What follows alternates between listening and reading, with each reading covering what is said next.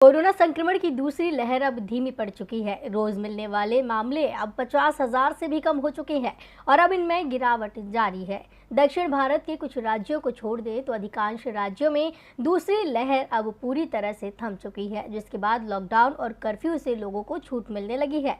लेकिन इस बीच वैज्ञानिकों ने दावा किया है कि देश में अगस्त से अक्टूबर के बीच तीसरी लहर आ सकती है। लेकिन यदि हम दुनिया भर में चल रहे वैक्सीनेशन कार्यक्रम को देखें तो साफ है कि भारत में अब कोरोना की तीसरी लहर आने की उम्मीद बेहद कम है, या यूं कहें कि तीसरी लहर आने की कोई संभावना नहीं है। तो ऐसा हम क्यों कह रहे हैं, उसके लिए देखिए हमारी ये रिपोर्ट।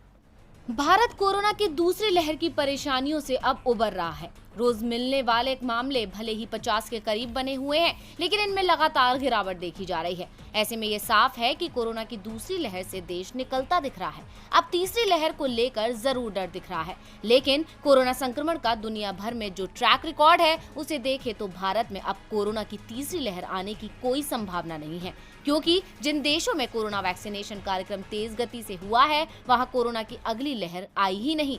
हाँ, नए वेरिएंट आने से केस थोड़ा ज्यादा तो हुए, लेकिन इसे कोरोना की लहर नहीं माना जा सकता। जिन देशों में 20% नागरिकों को वैक्सीन का कम से कम एक डोज लग चुका है और वैक्सीनेशन का कार्यक्रम जारी है, उन देशों में अगली लहर की संभावना बेहद कम हो चुकी है। अमेरिका में हर 3 महीने बाद संक्रमण की लहर आ रही थी।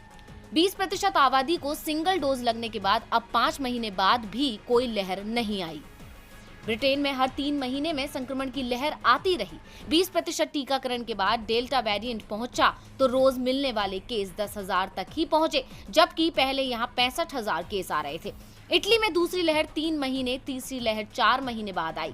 20% टीकाकरण होने के बाद इटली मास्क फ्री हो गया है। 3 महीने हो चुके हैं, लेकिन इटली में कोई लहर नहीं दिख रही। फ्रांस में हर 3 महीने बाद संक्रमण की लहर आती थी। फरवरी में 20% टीकाकरण पूरा हुआ, उसके बाद कोई लहर नहीं आई। आंकड़े बताते हैं कोरोना पर वैक्सीन कितनी प्रभावी है। अब भारत की बात करें तो यहाँ अब तक करीब 32 करोड़ से ज्यादा लोगों को वैक्सीन लगाई जा चुकी है, जिसमें से 5.75 करोड़ लोगों को वैक्सीन की 2 डोज और लगभग 26.5 करोड़ लोगों को कम से कम 1 डोज लगाई गई है। भारत की आबादी के हिसाब से देखें तो 21.5% आबादी को कम से कम 1 डोज दी जा चुकी है और देश में वैक्सीनेशन का कार्यक्रम भी गति पकड़ चुका है। पिछले 6 दिनों में 4.25 करोड़ से ज्यादा लोगों को वैक्सीन लगाई गई।